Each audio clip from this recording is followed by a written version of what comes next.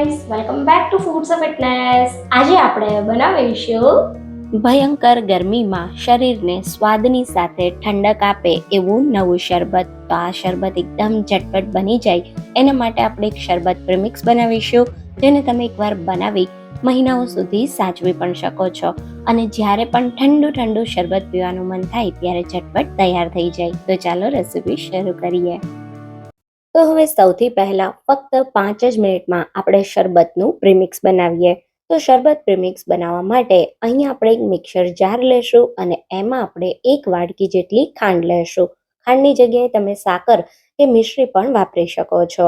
તો મેઝરમેન્ટ માટે ઘરમાં રહેલો કોઈ કપ કે વાટકીનું માપ સેટ કરી લો. હવે તમે જેટલી ખાંડ લીધી છે ને એના કરતાં અડધો તમારે કસ્ટર્ડ પાવડર લેવાનો છે. ગમે તે વેરાયટીનો કસ્ટર્ડ પાવડર તમે લઈ શકો. અહીંયા મેં આ રીતના જે તૈયાર પેકેટમાં કસ્ટર્ડ પાવડર આવતો હોય એ લીધો છે અને વેનીલા ફ્લેવરનો લીધો છે. હવે અહીંયા આપણે આપણા પ્રીમિક્સને, આપણા શરબતને વધુ હેલ્ધી અને ટેસ્ટી બનાવવા થોડા ડ્રાયફ્રૂટ્સ લીધા છે. તો મેં 1/4 કપ જેટલી બદામ, 1/4 કપ જેટલા કાજુ, થોડા પિસ્તા અને 2 ટેબલસ્પૂન મગજતરીના બી લીધા છે. તો આ ડ્રાયફ્રૂટ આપણા શરબતને હેલ્ધી અને એકદમ ટેસ્ટી બનાવશે. સાથે અહીંયા મેં 2 થી 3 એલચીના દાણા કાઢીને લીધા છે અને શરબતને ઝટપટ થીક અને એકદમ ટેસ્ટી બનાવવા 10 રૂપિયાના પેકેટમાં જે 2 ટેબલસ્પૂન જેટલો મિલ્ક પાવડર આવે એટલો ઉમેરી દીધો છે. જો મિલ્ક પાવડર ના ઉમેરવો હોય તો સ્કીપ પણ કરી શકાય. હવે બધી જ વસ્તુને ગ્રાઇન્ડ કરી લેશું. તો બધી જ વસ્તુ ગ્રાઇન્ડ કરી અને આ રીતનું એક મિક્સર તૈયાર થઈ ગયું છે. હવે આ મિક્સરની અંદર આપણે 1 ટેબલ સ્પૂન જેટલી બદામની ફ્લેક્સ ઉમેરી દઈશું. સાથે 1 ટેબલ સ્પૂન જેટલી પિસ્તાની ફ્લેક્સ ઉમેરીએ અને થોડું આપણે કેસર, તો મેં 1/4 ટીસ્પૂન જેટલું કેસર ઉમેર્યું અને આપણું શરબત મિક્સ તૈયાર થઈ ગયું.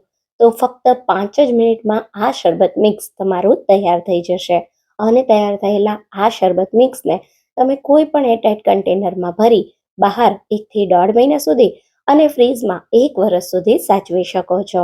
અને આ શરબત પ્રીમિક્સમાંથી એટલું બધું ટેસ્ટી શરબત તમારું તૈયાર થશે કે તમે એકવાર પીશો ને તો મારી 100% ગેરંટી વારંવાર બનાવશો. તો હવે આ શરબત મિક્સ તો આપણું તૈયાર થઈ ગયું. તો એમાંથી શરબત કેવી રીતે બનાવવું એ પણ બતાવું છું. તો અહીંયા આપણે અત્યારે 4 ગ્લાસ જેટલું શરબત બનાવીએ છીએ. તો હું એક બાઉલમાં 4 ટેબલ સ્પૂન જેટલું પ્રીમિક્સ લઈ લઈશ. 1 ગ્લાસ શરબત માટે તમારે 1 ટેબલ સ્પૂન પ્રીમિક્સ જોઈશે. તો 4 ટેબલ સ્પૂન પ્રીમિક્સ બાઉલમાં લીધા પછી આપણે એમાં અડધા કપ જેટલું ઠંડુ દૂધ ઉમેરી દઈશું અને સારી રીતે મિક્સ કરી દઈશું. જો તમને ઉતાવળ હોય તો તમે ડાયરેક્ટ ઠંડા દૂધમાં શરબત પ્રીમિક્સ ઉમેરી અને શરબત તમારું તૈયાર કરી શકો છો.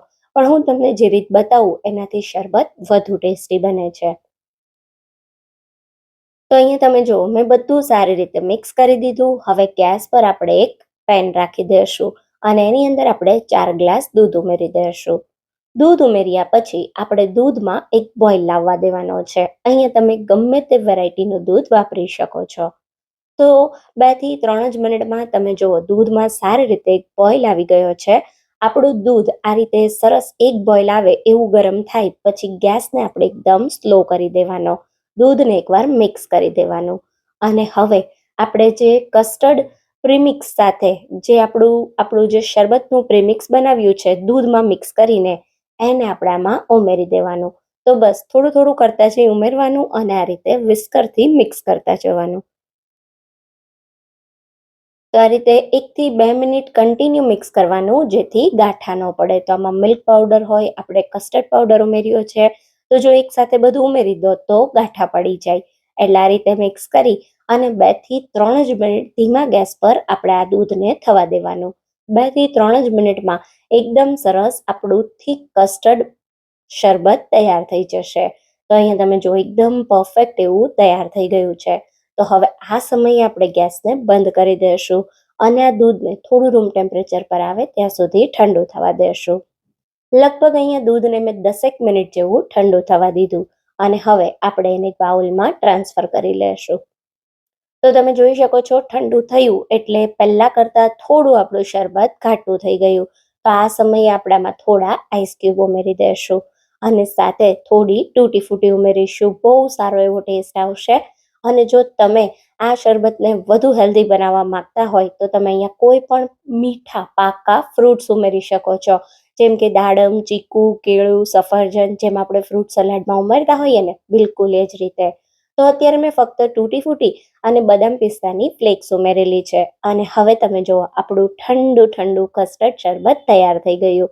મહેમાનો આવવાના હોય તો તમે આ રીતે શરબતને એકવાર બનાવી અને ફ્રીઝમાં 4 દિવસ સુધી સાચવી શકો છો. આ બિલકુલ ખરાબ નહીં થાય.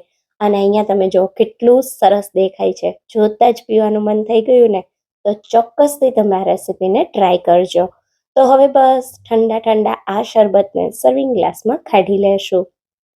તો તમારે જ્યારે સર્વ કરવું હોય ત્યારે જ તમારે આઈસ ક્યુબ ઉમેરવાના, જેથી શરબતનો જે ટેસ્ટ છે એ સરસ મેન્ટેન રહે. તો આ રીતે શરબતને ગ્લાસમાં કાઢ્યા પછી ઉપરથી થોડી બદામ પિસ્તા ફ્લેક્સ અને તૂટી ફૂટી સાથે સજાવી દેશું.